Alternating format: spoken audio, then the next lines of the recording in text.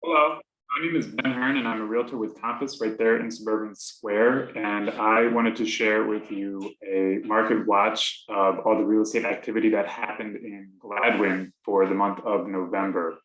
So in a second, I'm going to be sharing my screen and showing you this market watch. There's going to be a link for that in the email.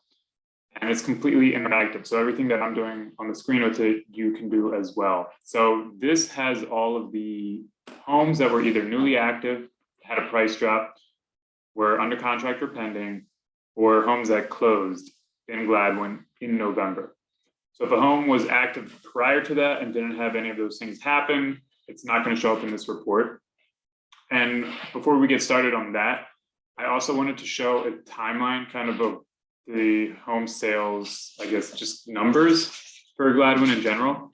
I'm going to share my screen and show that graph right now. So as you can see there, we have closed sales in orange, light blue is new pendings, and then dark blue are new listings. So historically with real estate in our area, springtime is the busiest, and you can see it right here. A lot of new listings came up in the spring. Summer dies off a little bit, fall tends to pick up slightly here, and then winter just definitely, there's not a lot. So this October, 2 months ago, there was 4 closed sales, 9 new pendings, and then 9 new listings. And then this was October previous year, although, all this is kind of the pandemic influenced that. So that might be not like exactly true to form. And we do not have the stats yet for November. They come out in the middle of the month. So if you want the average stats for like price, list price or purchase price or days on market, like the averages and the medians and all that stuff, I can get that to you. My contact info is at the bottom of this email. Or you can just reply to this email and say, hey, can I get those stats? And I can get those to you in 10, 11 days, something like that. All right, so here is the market watch. Again, there is a link for this in the email. Everything I do on here, you can do as well. So as you can see, there's several active homes. So 310 River Road. We click it. You can see price point 2.9, 4-bed, 3.5 bath, 4,200 square feet. It's been on the market for 29 days. It's new construction.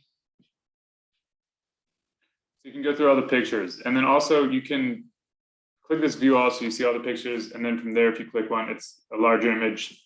The map is like a really interesting, and it's like Men in Black map where it has like a different angle and you can zoom in.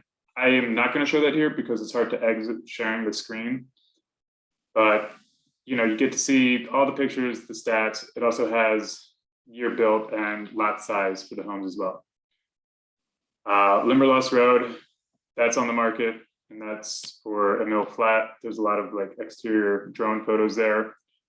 401 Conshohocken State Road for 115. This also is new construction, and you can see that they have an open house from 3 to 4. There's a couple more actives as well. So 1125 Conshohocken State Road is for just under 2.4, 7 beds, 7 bath, over 10,000 square feet. And if we open it up, we can. So it had a price drop of 200K, and it's been on the market for 113 days. So if we go to the property history, we can just see that it was listed for active, in August. Then in November, it had that price drop. And again, you can just scroll through all the pictures you want. You can like enlarge the pictures. And that's a gorgeous home right there. 298 River Road, that's for 949. And that had a 26K price drop. So that's been on the market. So right here, DOM, that's days on market. And then CDOM is cumulative days on market. So if those numbers are different, usually what that means is that it was on the market, then they took it off for whatever reason, and then they put it back on the market as like a new active again. So that restarted the days on market count, but it did not restart the cumulative days on market. Generally speaking, the higher the days on market, the more likely it is for a price drop to happen or for the purchase price to be lower than the list price.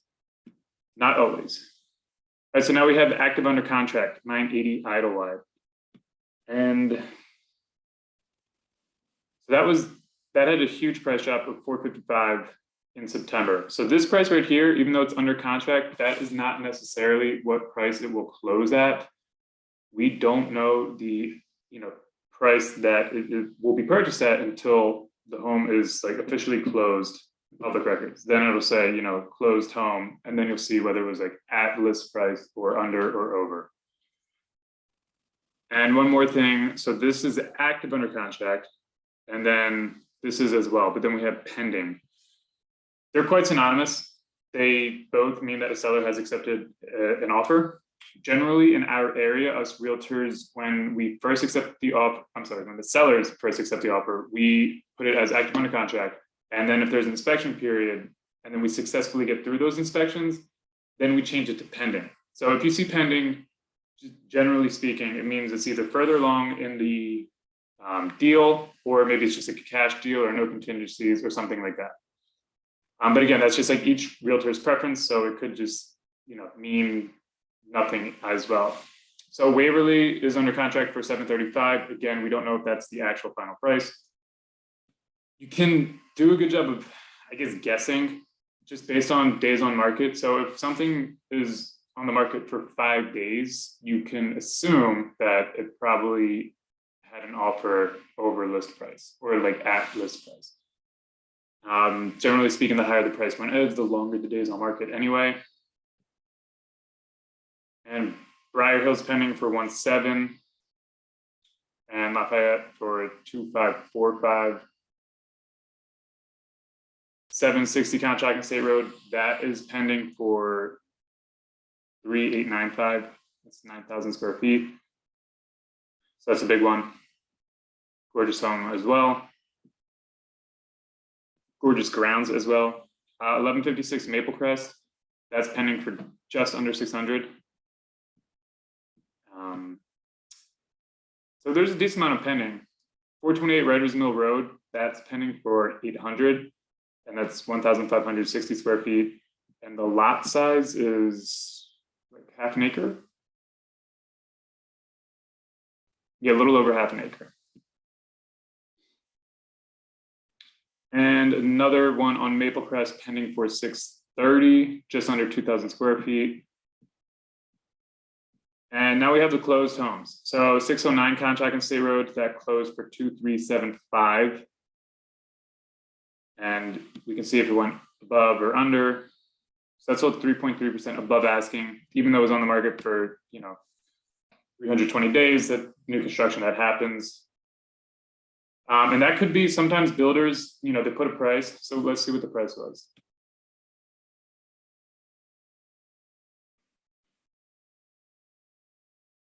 So it was active for 2.3 and then it closed for 2.375. So sometimes builders, the price that they have is like for the base model. And then if you want like certain particular cabinets or tiles or, extra bells and whistles or like an extra bedroom in the attic, things like that, then they have different like price levels for that. Another one on Lafayette closed for just under 3 mil. And that was 10% below asking, and that was 71 days on the market.